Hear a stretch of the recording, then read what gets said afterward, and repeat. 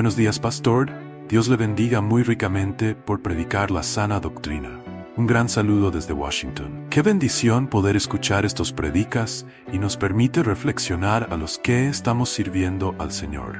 Necesitamos hombres como este pastor que entienda que es administrar almas para Cristo, ya que estamos viniendo los momentos más difíciles de la humanidad. Gracias a Dios por esta enseñanza. Gracias a ustedes, hermanos de coalición. El Señor ayude a sus siervos a guardar como el bien más preciado el ministerio que les concedió. Escasea la palabra en este tiempo y también el buen testimonio de los líderes, pero el Señor no está ajeno a esto. Él nos ayudará mientras escudriñemos su palabra y escuchemos a pastores como Él. Cada predicación del pastor Miguel Núñez es como una antorcha brillante, iluminando nuestro camino de fe y revelando las verdades sagradas de humildad y esperanza en Dios. En un mundo lleno de desafíos, su mensaje brinda consuelo y ánimo, guiando los corazones perdidos de regreso a Dios. Un oyente compartió: muchísimas gracias por compartir estos videos tan valiosos. Estos eventos son una gran bendición para todos. Permite que sus enseñanzas te acerquen al amor de Dios, donde la fe y la devoción se renuevan. Pedirle que prepare nuestros corazones. Comentaba anoche con alguien de que para mí es sumamente importante poder entrar en el espíritu de la adoración antes de poder predicar. Y tengo que confesar que ha habido ocasiones en que no he podido hacer eso y la diferencia es significativa, de manera que es mi oración continua que Dios me permita entrar a su adoración, que no es simplemente música, es nuestro reconocimiento de todo lo que Él merece. Es lo que nosotros le damos y ahora en su palabra es lo que Él nos da a nosotros. Yo quería simplemente comenzar esta reflexión con ustedes, pudiendo recordar que a eso de finales del año pasado, o antes de finales del año pasado, hablamos de esta conferencia y de su tema, pastoreando la iglesia en el siglo XXI, y sin embargo no fue hasta hace quizás 10 días, 2 semanas atrás, donde tuve cierta tranquilidad acerca de qué compartir en este primer mensaje de esta conferencia. No tenía el texto, y el texto para el predicador, como muchos saben, es como el mapa. Una vez tú tienes el mapa, sabes cómo llegar, pero yo pudiera saber dónde ir, y si no tengo un mapa, no sé cómo llegar hasta allí. Y finalmente, entonces, meditando, recordé el título de esta preconferencia, Pastorando la Iglesia en el siglo XXI, y pensé entonces que lo más apropiado, lo más natural sería poder predicar este primer mensaje justamente acerca de ese tema, pastorear la iglesia de hoy. ¿Cómo hacer eso? Y pensé entonces, ¿por qué no se me ocurrió antes? Pero la idea durante este día de hoy y el día de mañana es reflexionar con pastores, líderes, y yo sé que tenemos también entre nosotros ovejas, acerca de cómo pastorear la iglesia de nuestros días difíciles, días de turbulencia. Y para hacer eso nosotros necesitaríamos conocer las deficiencias y los desaciertos de la iglesia en el siglo pasado y las consecuencias que dichos desaciertos tuvieron, para que de esa manera nosotros podamos saber qué hacer en nuestros días. Que podamos unir esfuerzos de manera que todos podamos contribuir a rectificar el curso de la iglesia, como hace un piloto cuando el avión ha comenzado a desviarse de su trayectoria. Y si tú miras hacia atrás, vas a descubrir que durante el siglo XX, sobre todo en la segunda parte del siglo XX, mucha de la predicación fue más bien temática, muchas veces no bíblica, terapéutica, pragmática y muy centrada en el hombre. Y eso produjo mucha malnutrición espiritual en muchas ovejas. Por otro lado, cuando tú revisas el panorama de la iglesia en el siglo que acaba de pasar, tú descubres que muchos pastorados fueron accidentados. Algunos debido al orgullo y falta de integridad. Algunos debido a conflictos entre ovejas y pastores. Otros debido a lo que en inglés llamarían un burnout o un agotamiento físico, emocional, espiritual extremo, lo que los franceses llaman surmenage. No sé si será la pronunciación correcta, pero esa es su terminología, donde ya yo siento que no puedo ir más. Y menciono eso simplemente como fruto de experiencias conversando con pastores de diferentes edades. Y ciertamente el pastorado es una de las profesiones más o una de las funciones más demandantes que nosotros pudiéramos pensar. Es un alto privilegio, pero es un enorme compromiso. Yo compartía con nuestra congregación hace un par de domingos atrás que es un trabajo delicado, es un trabajo de alto riesgo, es un trabajo de altas, múltiples tentaciones de diferentes naturalezas. Es un trabajo que puede llevar y con frecuencia lleva al agotamiento físico, mental, espiritual, emocional, como ya yo había mencionado. Es un trabajo en cierta medida que en ocasiones puede ser como el trabajo del bombero que va en rescate de su víctima y en el intento de rescatarla, él pierde su vida. Es un trabajo que requiere de mucha dependencia de Dios. El problema está que junto con esa dependencia de Dios, que es lo prioritario, desde que Él se levanta, desde que el sol se levanta, Él tiene demandas reales y a veces irreales de parte de las ovejas con las que Él tiene que lidiar. Y como las demandas es lo urgente, frecuentemente lo urgente toma el lugar de lo prioritario. La dificultad está en que si eso continúa en el tiempo, ese orden, ese trastueque de las prioridades va a hacer terminar el pastorado de esa persona. Es una función donde la relación con Dios necesita tener el primer lugar. Pero lo urgente frecuentemente está compitiendo con lo prioritario. Y una de las cosas que yo quería hacer en este primer mensaje es recordarnos como pastores y como líderes que no solamente es importante el contenido de la fe, de lo cual ustedes estarán oyendo por el resto de la semana, pero es importante también cómo nos conducimos con relación al contenido de la fe en la que yo he llegado a creer y que yo estoy ahora proclamando. Contenido, conducción, conducta, cómo me comporto. Y muchas veces el contenido de la fe no ha sido más efectivo justamente porque el comportamiento de aquellos que hemos creído le ha quitado brillo a la gloria del Evangelio, por lo menos delante de los hombres. Y en esta mañana lo que estás viendo o verás no es simplemente la exposición de un texto al que estamos ya pronto arribando, pero yo quiero exponerte mi corazón. Yo quiero tomar mi corazón, ponerlo sobre el púlpito y que tú lo puedas ver, porque son cosas que literalmente cargan mi corazón. Yo quiero que tú vayas al libro de los Hechos, capítulo 20, versículo 18. Yo voy a leer un texto conocido para muchos, donde el apóstol Pablo está compartiendo con los ancianos de la iglesia de Éfeso en la ciudad de Mileto, cómo él entendía que se había comportado, que se había conducido entre ellos durante 3 años de ministerio, y que eso nos permita a nosotros reflexionar en esta mañana acerca de cómo nosotros debiéramos estar pensando para nuestros ministerios. Versículo 18, Hechos 20. Vosotros bien sabéis cómo he sido con vosotros todo el tiempo, desde el primer día que estuve en Asia, sirviendo al Señor con toda humildad y con lágrimas y con pruebas que vinieron sobre mí por causa de las intrigas de los judíos. Y cómo no rehuí declarar a vosotros nada que fuera útil y de enseñarnos públicamente y de casa en casa, testificando solemnemente tanto a los judíos como a griegos del arrepentimiento para con Dios y de la fe en nuestro Señor Jesucristo. Y ahora he aquí que yo, atado en espíritu, voy a Jerusalén sin saber lo que allá me sucederá, salvo que el Espíritu Santo solemnemente, por segunda vez está la palabra ahí, me da testimonio en cada ciudad diciendo que me esperan cadenas y aflicciones. Pero En ninguna manera estimo mi vida como valiosa para mí mismo, a fin de poder terminar mi carrera y el ministerio que recibí del Señor Jesús para dar testimonio simplemente del Evangelio de la gracia de Dios.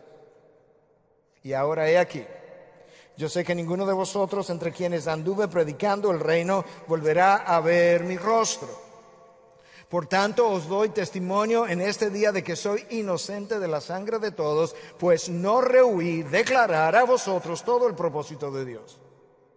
Tened cuidado de vosotros y de toda la grey en medio de la cual el Espíritu Santo os ha hecho obispos para pastorear la iglesia de Dios, la cual Él compró con su propia sangre. Sé que después de mi partida vendrán lobos feroces entre vosotros que no perdonarán el rebaño, y que entre vosotros mismos se levantarán algunos hablando cosas perversas para arrastrar a los discípulos tras ellos. Por tanto, estar alerta, recordando que por 3 años, de noche y de día, no cesé de amonestar a cada uno con lágrimas. Ahora os encomiendo a Dios y a la palabra de su gracia, que es poderosa para edificaros y daros la herencia entre todos los santificados. Padre, te alabamos y bendecimos en esta mañana y nos ponemos delante de ti suplicando tu dirección, tu cuidado sobre tu siervo, para que él no se desvíe de la línea de la verdad de tu palabra,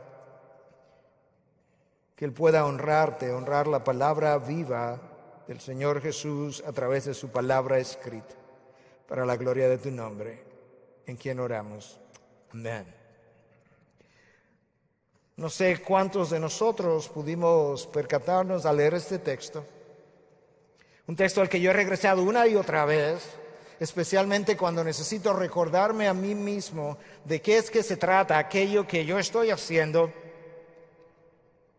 Pero yo creo que si lo lees con cuidado vas a descubrir que el centro de gravedad de ese texto es el versículo 28. Todo lo que Pablo tiene que decir en esta conversación que yo acabo de leer está de una manera u otra relacionada a lo que él dice en el versículo 28. Escúchalo otra vez. Tened cuidado de vosotros y de toda la grey, en medio de la cual el Espíritu Santo os ha hecho obispos para pastorear la iglesia de Dios, la cual Él compró con su propia sangre. En un solo versículo, el apóstol Pablo le dice a estos ancianos la necesidad que el pastor tiene de cultivar su carácter. Tened cuidado de vosotros. Así comienza el versículo 28. En un solo versículo, Pablo le habla de cuál es la credencial más importante que el pastor tiene. El Espíritu de Dios os ha hecho obispo sobre su iglesia. Esa es tu credencial más importante. En ese solo versículo, Pablo nos habla del cuidado pastoral para con las ovejas, obispos para pastorear, escucha, la iglesia de Dios. Y finalmente, Pablo menciona el compromiso que nosotros tenemos de comprar o de cuidar ovejas que Cristo compró a precio de sangre. En un solo versículo, Pablo les habla del carácter del pastor, la credencial del pastor, el cuidado del pastor y el compromiso del pastor. 4 Cs para recordarla más fácilmente. Yo quisiera obviamente comenzar con la primera. Hablemos de el carácter del pastor. Yo creo que todos nosotros que estamos pastoreando o aspirando a ser pastor, tenemos un buen entendimiento de lo necesario que es cultivar un carácter piadoso. Tenemos que recordar que lo que hace a un pastor no es su reputación, sino su carácter. Y esa es la razón por la que Pablo es tan enfático en la primera carta a Timoteo, capítulo 3, donde le habla de las calificaciones para el pastorado, y en cada una de ellas, con una sola excepción, él está hablando de algo relacionado a su carácter. Nosotros sabemos eso, lo sabemos en nuestras mentes, pero frecuentemente no lo creemos tanto en el corazón y lo enseñamos y lo predicamos, pero luego vemos que con cierta regularidad algunos de nosotros han sido forzados a terminar el ministerio o terminar la carrera ministerial justamente debido a una grieta de carácter. No es por casualidad que el apóstol Pablo le dice a estos ancianos, antes de hablarle de cómo cuidar la grey, le dice, tened cuidado de vosotros. Yo creo que aquellos que han lamentablemente accidentado su pastorado jamás pensaron que eso le ocurriría a ellos, y creo que probablemente lo que estamos aquí pudiéramos estar pensando de la misma manera. Y en ocasiones las grietas estaban ahí, pero en otras ocasiones, hermanos, fruto de mis conversaciones con múltiples pastores, la realidad es que no necesariamente había una grieta de carácter, pero todo comenzó un día cuando un corazón orgulloso no supo humillarse. O comenzó un día cuando un corazón endurecido por experiencia del pasado no supo continuar, o resentido por heridas causadas por las mismas ovejas. No hay duda que nuestro carácter sale a relucir en la manera como nosotros cuidamos las ovejas. Y el apóstol Pablo no fue una excepción. Escúchalo en el versículo 18 otra vez. Vosotros bien sabéis cómo he sido con todos vosotros todo el tiempo, desde el primer día que estuve en Asia, sirviendo al Señor con toda humildad y con lágrimas. Pablo sentía por estas ovejas como ningún otro pastor, con la excepción de Cristo. Pablo escribe a los Corintios en la segunda carta y le dice en 2:4, con muchas lágrimas para que conocéis, le escribo con muchas lágrimas, para que conozcáis el amor que tengo especialmente por vosotros. ¿Por vosotros los Corintios? Tú estás relajando, Pablo. ¿Tú recuerdas lo que escribiste de esta congregación en su primera carta? ¿Cuán carnal esta gente es? Y cuando le escribe la segunda carta, les dice, le escribo con muchas lágrimas, y dichas lágrimas simplemente son el reflejo de mi amor por vosotros. Le escribe a los romanos y en 9:2 le dice, tengo gran tristeza y dolor de corazón por los israelitas que no responden a la predicación de la palabra. A Pablo le dolía ver gente que escuchaba acerca de la verdad de Cristo y que no respondía a dicha verdad. Él escribe a los Filipenses en 3:18 y dice, porque muchos andan como os he dicho muchas veces, y ahora os lo digo aún llorando, que son enemigos de la cruz de Cristo. Os lo digo aún llorando. ¿Llorando por quién, Pablo? Por los enemigos de la cruz. Una y otra vez, cuando leo al apóstol Pablo, yo recibo convicción del corazón de este hombre. Este hombre tenía una piel muy gruesa y un corazón muy grande.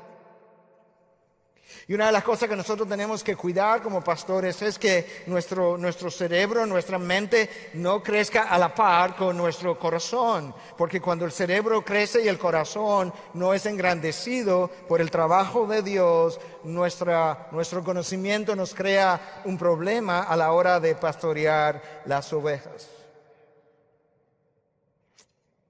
Yo creo que Pablo simplemente estaba imitando al Señor Jesucristo.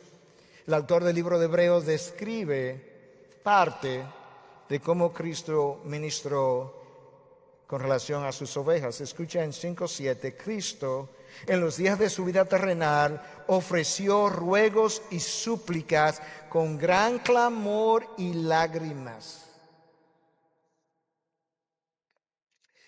Esta es la manera como nosotros oramos por nuestras ovejas. Es esta la manera como nosotros pastoreamos la iglesia en el siglo XXI. Tenemos que aprender a llorar por las ovejas que Cristo compró a precio de sangre. Al corazón le es natural juzgar, le es natural condenar, le es natural ignorar al otro, pero no le es natural llorar por ese otro y mucho menos cuando ese otro ha sido el causante de las heridas que hoy yo llevo en mi interior. Escucha lo que Pablo dice en el versículo 19, que él está sirviendo al Señor con toda humildad y con lágrimas y con pruebas que vinieron sobre mí por causa de las intrigas de los judíos. Pablo lloraba en medio de la gente y por la gente que había causado las intrigas que causaron su persecución.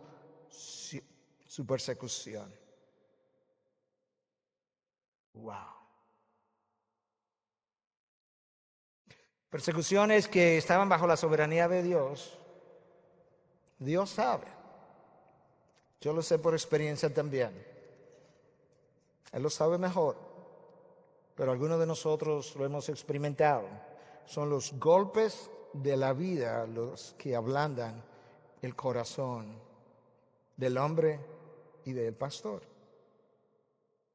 Tú ves en la vida de José, tú ves en la vida de Moisés, tú ves en la vida de Jeremías, el profeta llorón, tú ves en la vida de Pablo, tú ves en la vida de muchos más. De tal forma que si esto es parte del instrumento de Dios para crear en nosotros la imagen de Cristo y el corazón pastoral, debiéramos darle la bienvenida y darle gracias a Dios por su trabajo que me capacita, formando su imagen para que yo pueda contribuir a formar la imagen de Él en otros.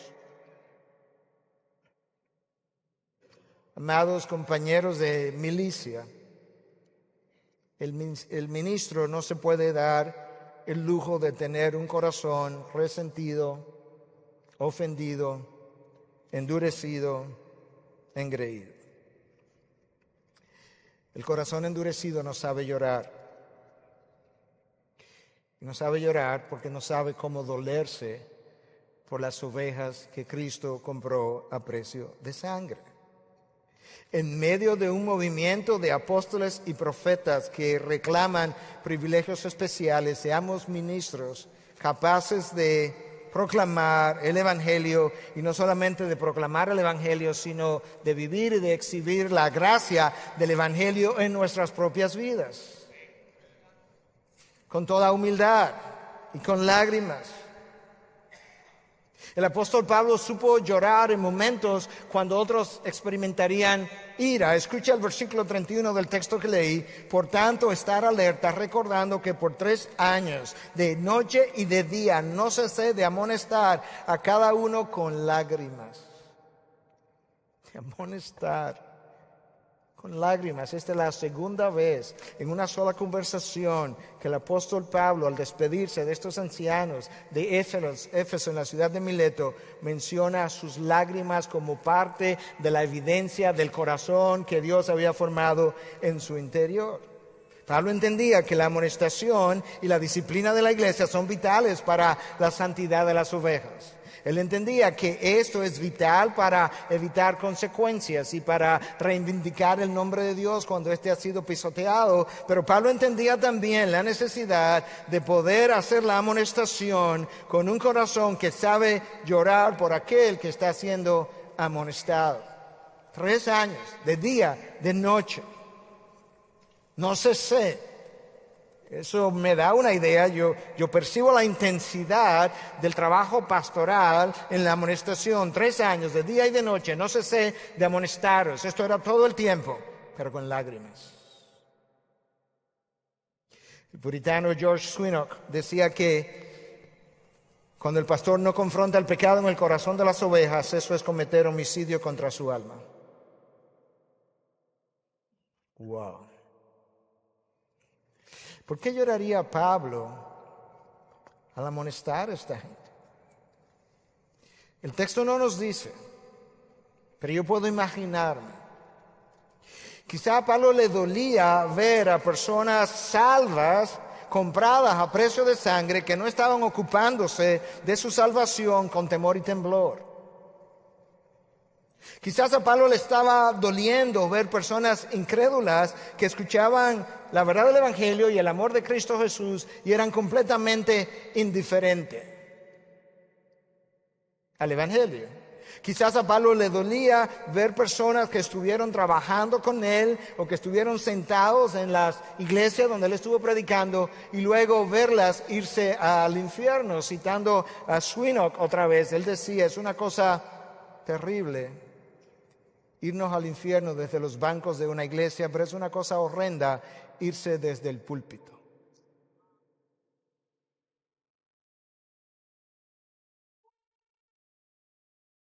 Yo he visto pastores, conversado con pastores de décadas en el ministerio, que hoy están exhibiendo una vida completamente del mundo. Yo no sé si a usted lo carga como a mí me carga, pero la única razón por la que yo estoy exponiendo este texto es porque es una manera, a través de la palabra de Dios, de exponerte mi carga y pedirte que en oración te cargues junto conmigo, porque creo que es el modelo que Dios nos dejó en la vida del apóstol Pablo para pastorear. Es doloroso ver gente que adoró contigo, al lado tuyo, que se sentó en la mesa contigo a tomar decisiones, y hoy verlos viviendo una vida completamente alejada del Evangelio y no querer saber nada, absolutamente nada del Evangelio. Nos ha tocado vivir eso más de una vez. Si no presta atención a este texto, este es un texto literalmente que yo he leído no sé cuántas veces. El énfasis en esta ocasión, por lo menos, para con estos ancianos, no es tanto el contenido de la fe, es cómo conducirnos acerca de la fe, es la conducta del ministro. Pablo, yo estoy seguro que le habló múltiples veces acerca de las doctrinas de la fe, eso es fundamental, pero él tomó esta ocasión, esta última ocasión, donde ya no iba a verlos más y priorizó la conducción del ministerio sobre las doctrinas que ya ellos sabían. Es, ¿qué vas a hacer con lo que ya yo te enseñé? Y yo creo que a veces nosotros hacemos lo contrario, enfatizamos el contenido a expensa de lo que es la conducta en el ministerio, y yo creo que quizás consciente o inconscientemente nos ocurre eso porque a veces nos sentimos como acusados cuando reflexionamos, pausamos con calma a meditar acerca de textos como esos que nos recuerdan qué es lo que hacemos para nuestro Dios. Es extraordinariamente revelador la manera como Pablo habla de su corazón humilde y de sus lágrimas. Escucha otra vez. Vosotros bien sabéis cómo viví, cómo ministré entre vosotros, con toda humildad y lágrima.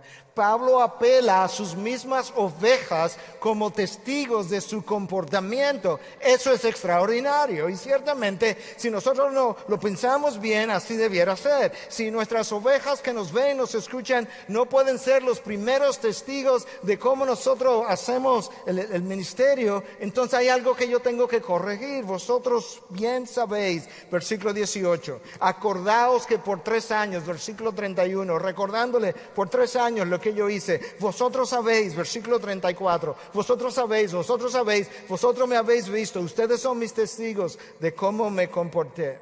Los creyentes de Éfeso, los ancianos de Éfeso, podían testificar, los primeros en testificar de qué manera Pablo llevó a la práctica aquello que él predicaba.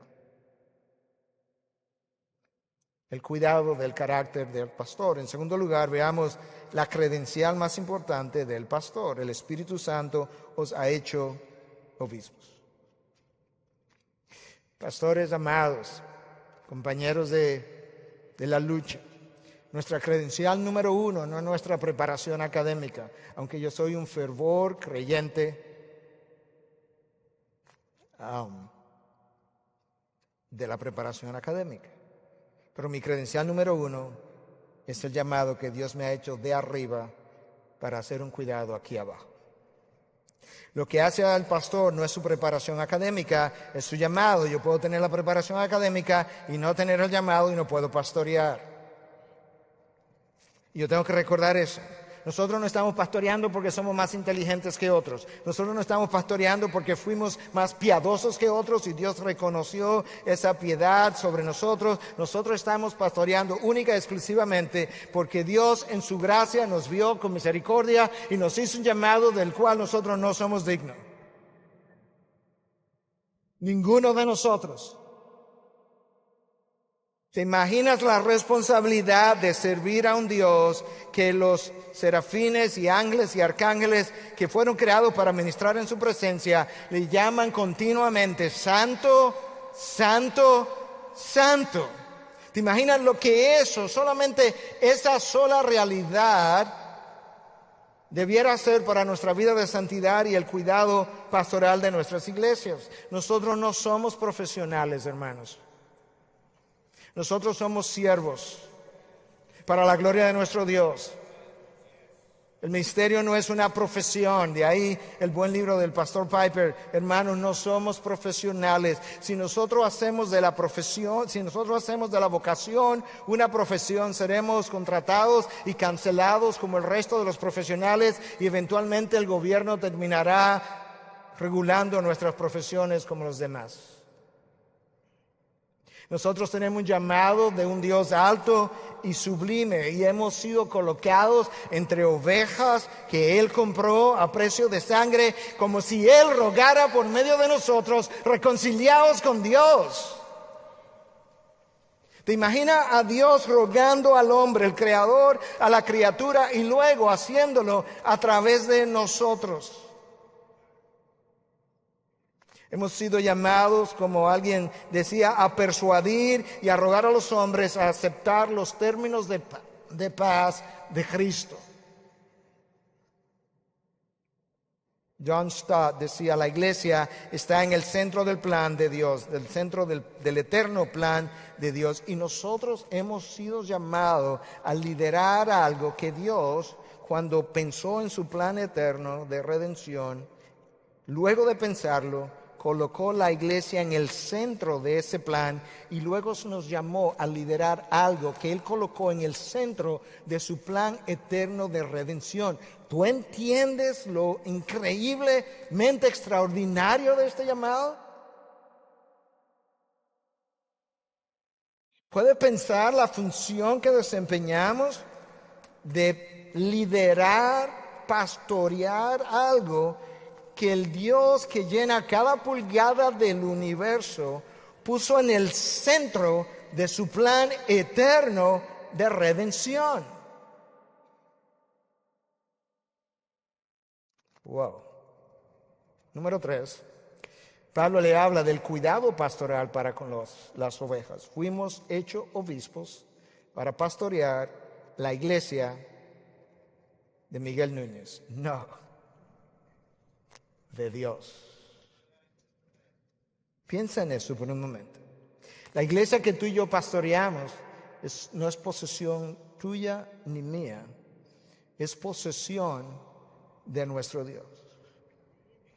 Si el universo refleja la gloria del Dios creador, la iglesia debe reflejar la gloria del Dios redentor. Y la manera como nosotros hacemos ese cuidado puede contribuir a empañar o a reflejar esa gloria en uno u otro grado. Y si mi llamado es a pastorear esa iglesia que Dios tiene en el centro de su plan eterno para que refleje la gloria del plan de redención, yo necesito conocer entonces qué debo hacer para pastorear bien esa iglesia que está compuesta de ovejas. Y una de las cosas que nosotros sabemos es que las ovejas requieren pastos abundantes y el pasto preferido de las ovejas es la palabra de Dios. Pablo comenzó su ministerio días después de haber sido tumbado al suelo, predicando la palabra en una sinagoga. Y ahora que él está despidiéndose de los ancianos en la iglesia de Éfeso, Pablo les dice, ¿cómo no rehuí, versículo 20, de declarar a vosotros nada que fuera útil y de enseñaros públicamente y de casa en casa, testificando solemnemente tanto a judíos como a griegos del arrepentimiento para con Dios y de la fe en nuestro Señor Jesucristo? El verbo traducido ahí, rehuí, tiene el sentido de no echarse para atrás. Pablo está diciendo, en ninguna ocasión me eché para atrás cuando tuve que predicar la palabra, independientemente de cuán confrontador hubiese sido el texto que tengo por delante. En ningún momento yo dejé de compartir algo que yo entendía era beneficioso para el alma de vosotros. Y menciono eso porque he ido observando a lo largo de mis viajes que muchas veces el pastor hoy en día está un tanto amedrentado detrás del púlpito y ha adoptado una posición temerosa debido justamente a las cargas y quejas de las congregaciones, y eso ha llevado a muchos a conversar desde el púlpito en vez de predicar y a sugerir en vez de confrontar. Dios no nos ha llamado a conversar desde el púlpito, Dios nos ha llamado a predicar su verdad, con todo el peso que esa verdad tiene. Dios nos ha llamado a exponer su palabra. Una de las diferencias entre la predicación y la enseñanza es justamente que la predicación pone una demanda sobre aquel que escucha, de tal forma que yo tengo que tomar una decisión. Lo puedo tomar, lo puedo dejar, pero llama a un veredicto y eso cierra el caso.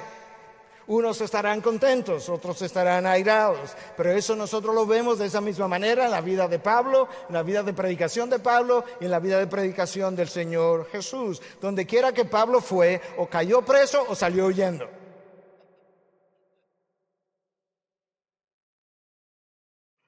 Y la única razón fue que él no rehusó predicar nada que le fuera útil. Jesús comenzó su ministerio de la misma manera que Pablo comenzó su ministerio, predicando en una sinagoga.